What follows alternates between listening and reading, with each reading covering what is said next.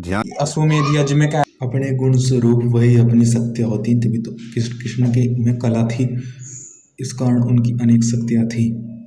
शक्तियाँ हमारी दास, इसलिए उनकी दासी कहा गया कि शक्तियाँ हमारी दासी। शक्तियाँ सत्य का उपयोग करते हुए अपने वर्त को खंडित न करते हुए परिश्रम करते जाना अपने लक्ष्य की ओर। वह वास्तविक व ब्रह्मचारी विद्या ध्यान कर रहा है।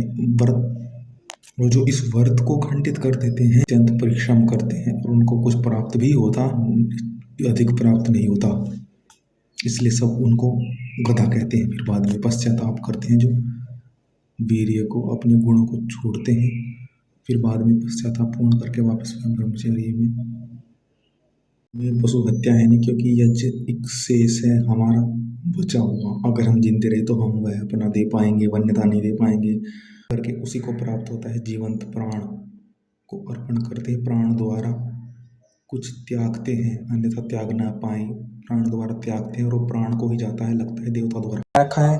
तो वे तर्क देते हैं, परंतु उनको इसका वास्तविक अर्थ ज्ञात नहीं है। वास्तविक अर्थ है मांस और ऋषभ, दो प्रमाण देखते हैं। मांसोदनम पाचयित्वा, मांस और ऋषभ दो शब्द आए हैं। सर्पिषपंतम ऋषियात मिश्रो जनियत्वा औक्षणेन वा आशुभेण वा।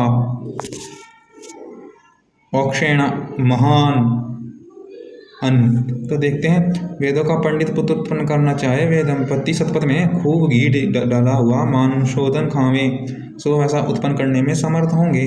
वह मान उक्षा का हो व ऋषभ का में तद्ध्याः फलेः च्युतफलेः परिपक्वे केसरः मांसस्थि मज्जान पृथक् दृश्येन्ते काल प्रकर्षति तरुणे नोपलक्ष्यते सूक्ष्मत्वात् तेषाम्।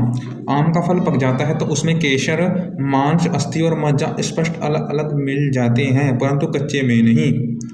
अर्थात जब वो पकता है ना तो उसकी इतनी लेयर होती है, वो हमारे सारे शरीर में लगता भी है। उसमें केसर, मार, अस्थि हड्डी, मज्जा हड्डी के अंदर धातु, मज्जा धातु, तो मांस अर्थात दिखता है, उसमें केसर अर्थात जो परत वो उसी का है, अर्थात वनस्पति औषधि की बात हो रही है। चरक संहिता में देखते हैं, मातुलुंग एक प्रकार का नींबू के मांस का वर्णन भी है। केशरम मातुलुंगस्य लघु शेषतो अन्यथा शेषत्वमंगमाशम पंगमाशम शुश्रूषै श्वासकाश रुचिहरम तृष्णाघनम कंठशोधनम दीपनम लघु वृक्षंच मातुलंग मुदाह्यतम। मातुलंग एक प्रकार का नींबू का फल श्वास, काश है, अरुचि हरने वाला है। काश, किसी को खांसी होती, काश के रोग है, श्वास के रोग है वाला है। कंठ शोधक है, हल्का तथा रुचिवर्धक है। उसकी त्वचा कड़वी और भारी है, किंतु कृमि दोष दूर करती है। पेट में कीड़े, कुछ मीठी भी है, ठंडी, भारी और चिकनी है उसकी त्वचा के साथ लगा हुआ मांस वात पित्त निवारक है।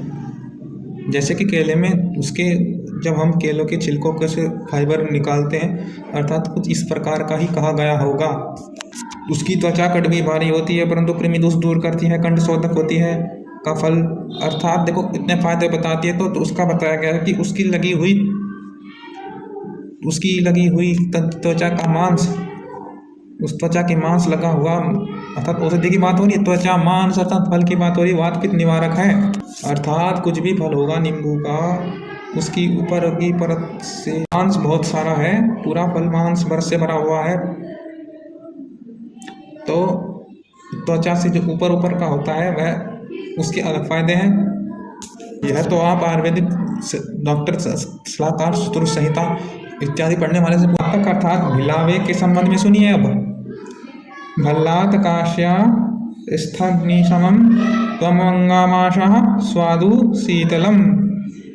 भिलावे की अस्थि अर्थात गुठली, देखो उसमें गुठलियाँ अलग दिख जाती हैं आम में, उसमें फल दिख जाता है, उसका रस दिख जाता है, अस्थि मज्जा सब दिख जाती हैं। अब उसके अंदर हड्डी के उसके अंदर जो भरा रहता है ना गुठली के अंदर, वो और मज्जा होती है उसकी। कहना है गुठली अग्नि के समान गर्म होती है, परंतु त्वचा और मांस शीतल होते हैं। उसके फल की त्वचा, ऊपर का परत, मांस। अब खजूर के संबंध में लीजिए, वमन की चिकित्सा में लिखा है खजूर मांसस्य अथवा खजूर मांसंथ्या नारिकेलम द्राक्षमथो व बद्राणी लिहियात। वमन दूर करने के लिए खजूर का मांस, खजूर के अंदर का जो पल्प होता है उसके खाने की गुठली आती है, तो पल्प खाओ।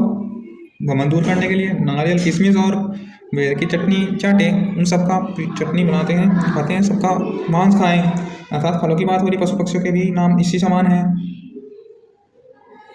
इसलिए व्यक्ति इनमें भ्रमित हो गए कि पशु पक्षी के नाम भी इसी नाम से हैं। इसी प्रकार प्रावारावत को खाएं, इत्यादि बात है, इत्यादि फल होते हैं उनको खाएं। खजूर इत्यादि विचल इत्यादि भ्रमित हो गए, ये फलों के नाम हैं। खजूरा मांसन्यथा। परावत दो प्रकार का होता है, एक मीठा खट्टा। मीठा शीतल तथा खट्टा गर्म होता है। मीठा शीतल, खट्टा गर्म होता है। परावत इसमें भ्रमित हो गए, यह खाने का वस्तु है, फल का। यदि यहाँ बैल का मांस भेद होता तो उषा और ऋषभ शब्द न आते, अलग अलग न आते।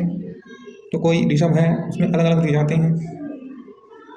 ऋषभ ऊपर का है और नीचे का मांस है, इत्यादि है। पुष्टिकारक है, बलकारक है, इसको इसलिए खाते हैं या जिससे निवृत्त होकर थोड़ा खा लेते हैं।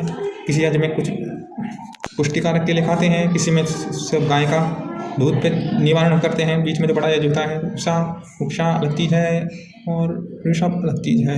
कुछ फल ऐसे होते हैं जिसमें अधिक कार्बोहाइड्रेट होता है। ऋषभ पुष्टिकारक, अन्न की तांति, उसको अलग खाते तो अलग अलग शब्द आ रहा है। अतिथि के आने पर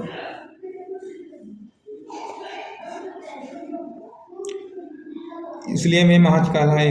पुराने चावल बहुत लंबे होते हैं, बहुत साल बढ़िया होते हैं, वही कई वर्षों कहीं पुराने हो जाते हैं ना, वे महाज कहलाते हैं। इसलिए अथा देखते हैं अजयेजु महाभारत यष्टव्यमति ही ये वैदिको श्रुति अजय संजनी बीजानी वो छाग हन्नुर्महत छाग की तरह से वो महाज कहलाते हैं। उत्तम पुलाव भी पका जाता है, किंतु उसमें मांस ऋषभ बल्लादि अंतकंद फलों का होगा। उसमें मांस फल के साथ खाते थे।